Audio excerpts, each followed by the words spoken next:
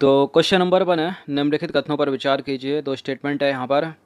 उत्तर वैदिक काल में कौशाम्बी नगर में पहली बार पक्की ईंटों का प्रयोग किया गया और चार्वाक दर्शन भारत के सभी दर्शनों में सबसे प्राचीन है।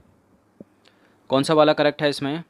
देखिए, उत्तर वैदिक काल में कौशाम्बी नगर में पहली बार पक्की ईंटों का प्रयोग किया गया, करेक्ट है वाला स्टेटमेंट। चार्वाक दर्शन सबसे पुराना नहीं है, सांख्य दर्शन सबसे पुराना है, तो केवल एक हो जाएगा इसका। सेकंड वाले को एलिमिनेट कर दीजिए। तो देखिए, उत्तर वैदिक काल में कौशाम्बी नगर में पहली बार पक्की ईंटों का प्रयोग किया गया। सांख्य दर्शन भारत के सभी दर्शनों में सबसे प्राचीन है। इसके अनुसार मूल तत्व 25 हैं, जिसमें प्रकृति पहला है। सांख्य दर्शन के प्रवर्तक कौन है? कपिल माने जाते हैं।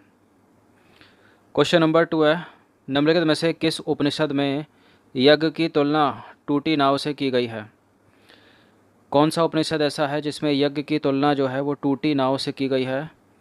ईश उपनिषद नहीं है, मांडुक्य उपनिषद नहीं है, और एरे उपनिषद नहीं है, यह है मुंडको उपनिषद। कौन सा है? मुंडको उपनिषद। सत्यमेव जयते जो है इसी से निकला है। तो मुंडको उपनिषद में यज्ञ की तुलना टूटी नाव से की गई है। सत्यमेव जयते भी मुंडको उपनिषद से लिया गया है। उपनिषदों की कुल संख्या 100 जो है 8 बताई जाती है। कितनी? 108। क्वेश्चन नंबर 3 है, निम्नलिखित कथनों पर विचार कीजिए। उत्तर वैदिक काल में हल को सिरा तथा हल रेखा को सीता कहा जाता था। उत्तर वैदिक काल में निष्क और सतनाम मुद्रा की इकाइयाँ थीं। तो करेक्ट है दोनों के दोनों स्टेटमेंट। इसका आंसर हो जाएगा ऑप्शन नंबर सी। तो देखिए, उत्तर वैदिक काल में हल को सिरा तथा हल रेखा को सीता कहा जाता था। उत्तर वैदिक काल में निष्क और शतमान मुद्रा की इकाइयाँ थीं, लेकिन इस काल में किसी खास भार, आकृति और मूल्य के सिक्कों के चलन का कोई प्रमाण नहीं प्राप्त होता है। क्वेश्चन नंबर 4 है, ऋग्वैदिक कालीन नदी नाम क्या है? शतुद्री का आधुनिक नाम बता दीजिए। ऋग्वैदिक कालीन नदी शतुद्री का आधुनिक नाम क्या है? शतुद्री का आधुनिक नाम क्या है? सतलज है, सतलज। कहाँ से निकलती है सतलज? राक्षस ताल से या फिर राक्षस ताल से।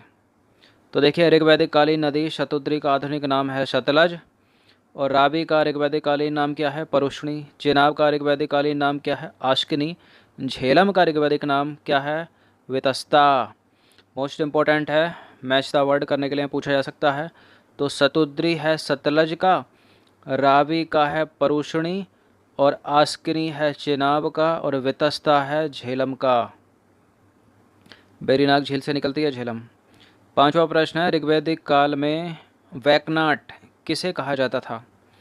किसको कहा जाता था ऋग्वैदिक काल में वैकनाट? ऋण देकर ब्याज लेने वाले व्यक्ति को। किसको कहा जाता था?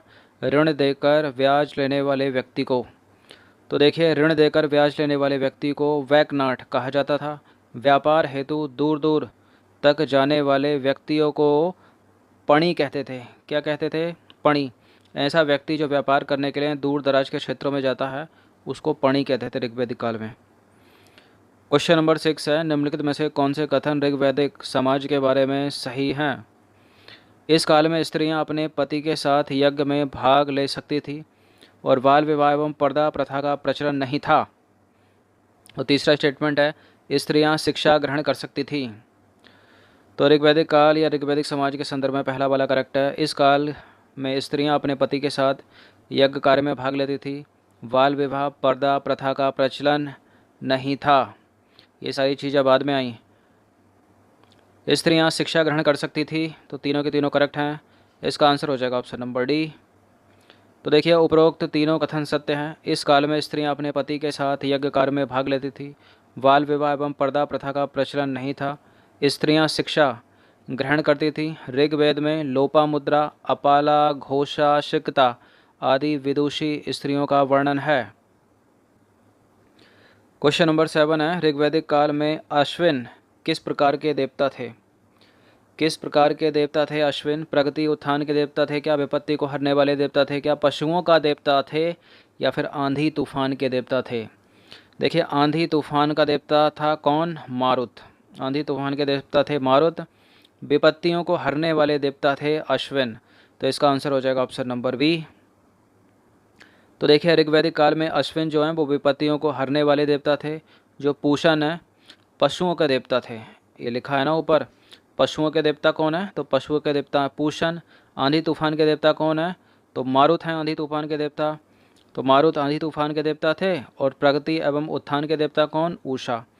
प्रगति एवं उत्थान के देवता कौन? उषा। प्रगति एवं उत्थान के देवता उषा। क्वेश्चन नंबर 8 है, निम्नलिखित कथनों पर विचार करें। दो स्टेटमेंट है यहाँ पर, बताना है कि कौन सा करेक्ट होगा इनमें। जैन धर्म के प्रथम तीर्थकर ऋषभदेव या आदिनाथ थे। ऋषभदेव और पार्श्वनाथ का उल्लेख ऋग्वेद में मिलता है। देखिए मोस्ट इंपॉर्टेंट है, इनको याद रखिए। पहला, सेकंड लास्ट और लास्ट तो याद रखिए। पहले हैं प्रथम जैन तीर्थकर का नाम है क्या? ऋषभदेव। और 23 में कौन है? पार्श्वनाथ। और 24 में कौन है? महावीर स्वामी। तो पहला वाला करेक्ट है। ऋग्वेद जैन धर्म में प्रथम तीर्थकर ऋषभदेव या आदिनाथ थे। ऋषभदेव और पार्श्वनाथ का उल्लेख ऋग्वेद में नहीं मिलता है, केवल ऋषभदेव का मिलता है, पार्श्वनाथ का इसमें नहीं मिलता है। तो ऋषभदेव के साथ किसका मिलता है? अरिष्ट नेमि का मिलता है। तो केवल एक सही है यहाँ पर, सेकंड वाले को एलिमिनेट कर दीजिए, नहीं होगा दूसरा गलत है। तो देखिए जैन धर्म के प्रथम तीर्थकर ऋषभदेव या आदिनाथ थे। ऋषभदेव और अरिष्ट नेमि का उल्लेख ऋग्वेद में मिलता है, न कि ऋषभदेव और पार्श्वनाथ का। 23वें कौन है? पार्श्वनाथ है। 24 में कौन है? यही है महावीर स्वामी।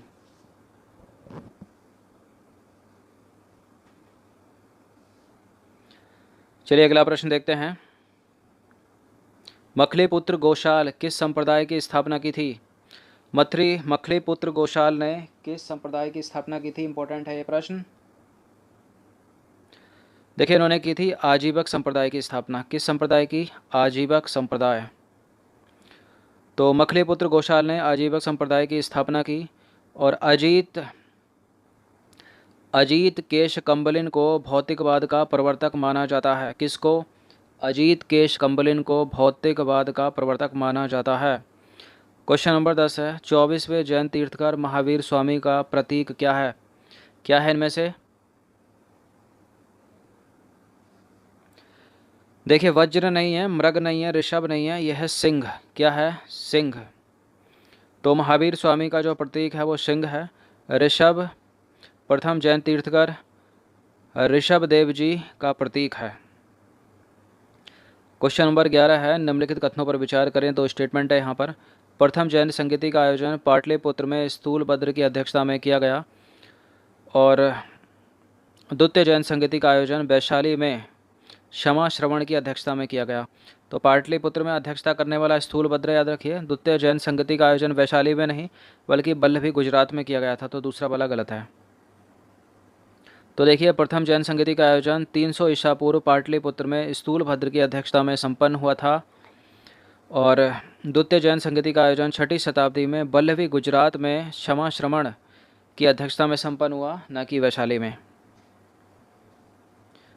क्वेश्चन नंबर 12 है, निम्नलिखित में प्रथम जैन भिक्षुणी कौन थी? क्या है प्रथम जैन भिक्षुणी का नाम? चंपा। कौन थी? चंपा।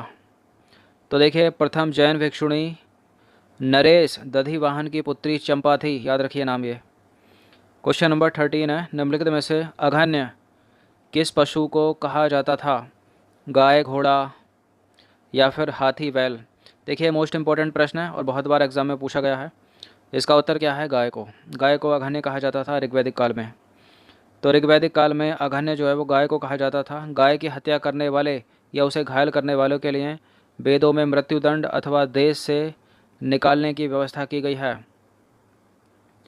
क्वेश्चन नंबर 14 है, निम्नलिखित में आर्यों द्वारा खोजी गई धातु थी? कौन सी धातु खोजी थी आर्यों ने? लोहा खोजा था, लोहा। Option number B. तो देखिए आर्यों द्वारा खोजी गई धातु लोहा थी, जिसे श्याम अयश कहा जाता था।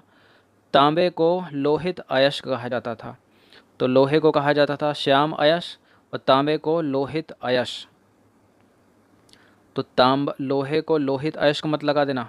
लोहा जो है वो श्याम अयश है और तांबा है लोहित अयश। क्वेश्चन नंबर 15 है, निम्नलिखित में से ऋग्वैदिक काल में मनुष्य एवं देवता के बीच मध्यस्थ की भूमिका निभाने वाले देवता कौन थे? ये थंबनेल पर प्रश्न पूछा गया है।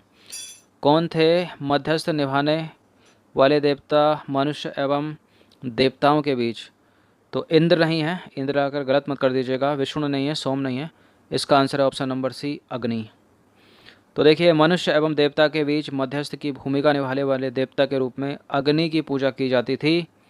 और सोम जो थे वो वनस्पति के देवता के नाम से जाने जाते थे। विष्णु जो हैं वो विश्व के संरक्षक एवं पालनकर्ता के नाम से जाने जाते या माने जाते थे। और इंद्र जो है वो युद्ध अथवा वर्षा के देवता के रूप में जाने जाते थे। ये मोस्ट इंपॉर्टेंट प्रश्न है, जोड़े मिलाने के लिए पूछा जा सकता है, सीधा सीधा पूछा जा सकता है कि युद्ध एवं वर्षा के देवता कौन थे? इंद्र। विश्व के संरक्षक पालनकर्ता कौन है? विष्णु। और वनस्पति का देवता कौन है? सोम। तो 15 प्रश्न थे इंपॉर्टेंट, ये अच्छे से इसका रिवीजन 1 से 2 बार तो कर ही लीजिएगा। धन्यवाद। इस टेस्ट सीरीज़ की प्लेलिस्ट बना रखी है, उसका लिंक डिस्क्रिप्शन